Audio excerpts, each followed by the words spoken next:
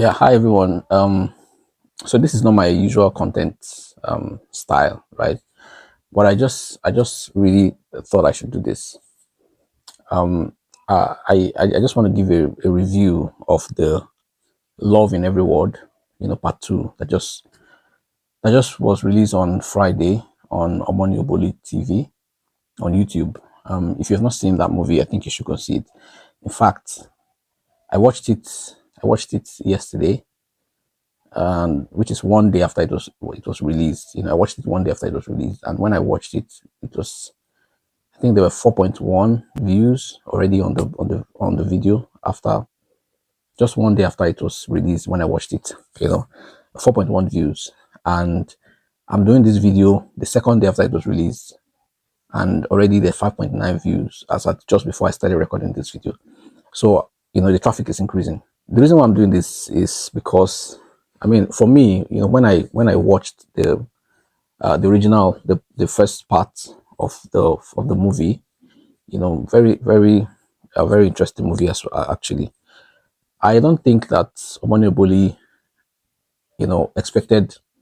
I think that the wide reception, the very wide popular reception that the movie got was surprising for the directors and Omoni herself. Which is why there was so much hype about the movie, and I mean it was a groundbreaking movie for Omonoboli and her production, right? So I don't think at that point they had a plan to do a sequel, like a part two. I don't think that plan was there originally. I think that the part two idea came up as a result of the acceptance that the part one got, and they decided to cash in on the part two, and that is why I really give kudos to Omoni. I mean, she really has a sense for business, right? She really has a sense for business. I was just trying to compare the two parts. I think in the first part, there were at the end of the movie there were just five casts, just five, right? But after the second part, you could try to count how many members are in the cast. You could try to count that yourself, because I couldn't do that. I mean, I'm sure there are over 100 people who were casted in that movie. And the sponsors, over 10. I counted at least 10. Official corporate sponsors: MTN, Peak Milk, or rather Peak, Close Up, UBA, GAC Motors, No, Mamado. Just so many corporate sponsors. Which, unlike the first one, it was just another YouTube video. So I think that Omoni really cashed in on that popularity that the first one had, and she went all out. She went all out. Actually, she went all out. You couldn't miss the adverts of these various brands in the movie also, because it was very prominent, and I think that's also why the movie was that long. The first one I think was about an hour 50 something minutes, but this one was well over 3 hours. So I mean, kudos to the production. I think, and again, the storyline, was actually impressive for an afterthought kind of production, in my own opinion, anyway. Right? Of course, part one could have ended, and of course, if you watch the way it ended to the part one, I mean, you could tell that perhaps there was a part two, because the guy had just proposed to the lady, and it's possible that there may have been a plan for part two, but I strongly doubt it, because that movie could have also ended there and ended well, like many other Nollywood productions and Nollywood, you know, related productions do end, right? So I mean, this is just my own opinion, anyway. I just think that the part two, and the scope of the part two, how grand, how wide it was, and the attention to detail, was a follow up from the acceptance that the part one received, which was very very grand. All right, so just a few things that I think that stood out to me in the movie generally, in combination of both part one and two. A few things that I liked. All right, a few things that I liked in the movie. Number one, was the fact that Odogu was able to keep his promise of, you know, um, no sex before marriage, which of course likely, Choma made that comment without really thinking about it, or maybe she was serious about it. I don't know, But in part one, there was an inference to, oh, I want to wait before, I want to wait and not have sex before marriage and all that. And Odogu stuck to his word, because he said, he's going to wait until they got married before they could have sex. And even when the conge set in, Odogu still maintained his ground. He maintained his grounds. That's strength of character. In my opinion, that's strength of character. Not many young men who have that much money and who see a girl who is that lovely and want to marry her, want to settle down with her, would be that patient, would be that self-disciplined, or will be able to control themselves so much as to abstain, all the while until marriage to have sex. So that for me was one very, very deep lesson, one very good lesson that I think the movie taught. One very good lesson I think it taught. Another one was the character of Ife, who was Choma's friend, right? I think Ife, and of course there was another friend in part one who didn't show up so much. I don't think she showed up at all. In part two, she was just always on a video call.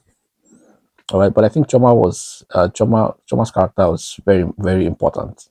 Because these days you find out that so many people, especially females or ladies, they get into a relationship, and somehow there's that urge to push your friends away, maybe at the request of your man, or just at your own request, or at your own, at your own or by your own thinking. You don't want your friend to come and spoil your relationship, and so you kind of push them away, and you want to navigate the terrain all by yourself.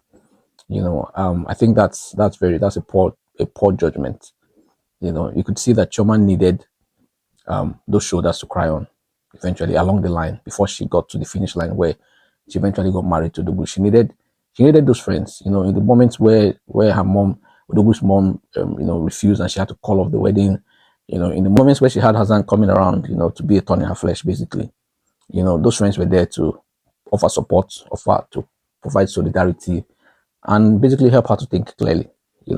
If she was all by herself, it's possible that, very likely, that she would have maybe made a few mistakes. So good friends are very important in a relationship, right? And that's another lesson that I think that this movie taught, which is very, very good as well. Good friends are important. That's why it's always important that you choose your friends wisely, right? Which I think Choma did. And of course, you could see also how Odogu accepted Choma's friends, and of course they became his allies too. That's what a good friendship does in a relationship. Or that's what good friends do in a relationship. They help to solidify a relationship and not help to pull it apart. All right. Another thing that I think was very interesting was the attention to detail in the traditional marriage, which of course was very at the very end of the part two. That was also very interesting to see. I mean, that was where a lot of money was put into the movie, in its entirety. So I wasn't expecting anything less. Anyway, the guest artists, the presentation of wine to the husband, the money to use to send back the cup, all of those details were very, very, very interesting to see, and to know that they caught all those details, right? And I think another thing also that stood out to me was Odogu's disapproval, or rejection of his mother's position about his woman, right?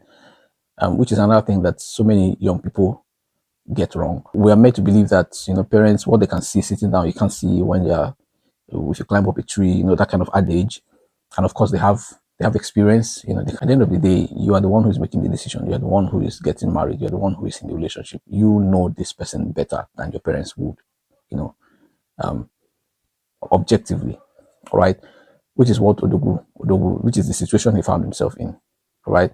His mother's mind had been poisoned by, by a friend, and the mother began to question the integrity, the character, of Odogu's bride.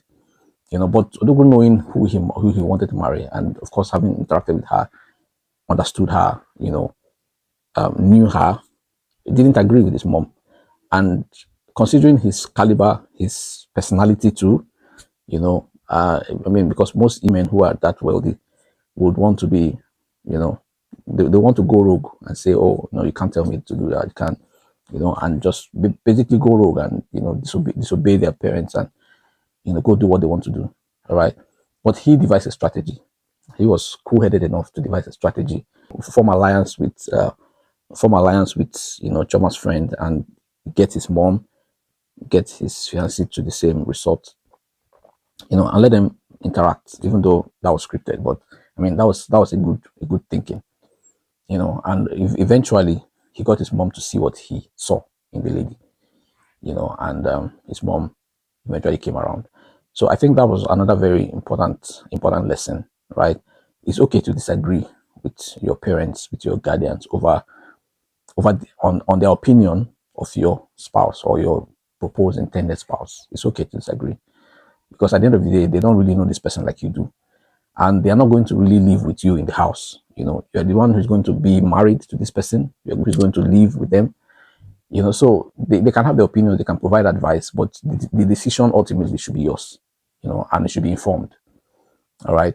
And if there's any ill feeling, if there's any misunderstanding, then it is your duty to find a way, all right, of trying to clear those misunderstandings, okay, as much as you can, anyway. Which is what Odogu tried to do, and eventually he succeeded in the script.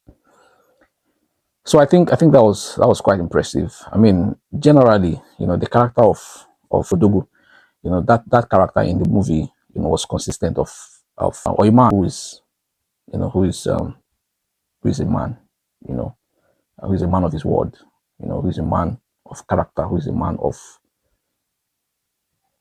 a man at heart. I mean, soft, emotionally intelligent, and able to, read the room, who is able to be logical and be emotional, when the need arises, because you could see how he handled the Hassan incident too, right?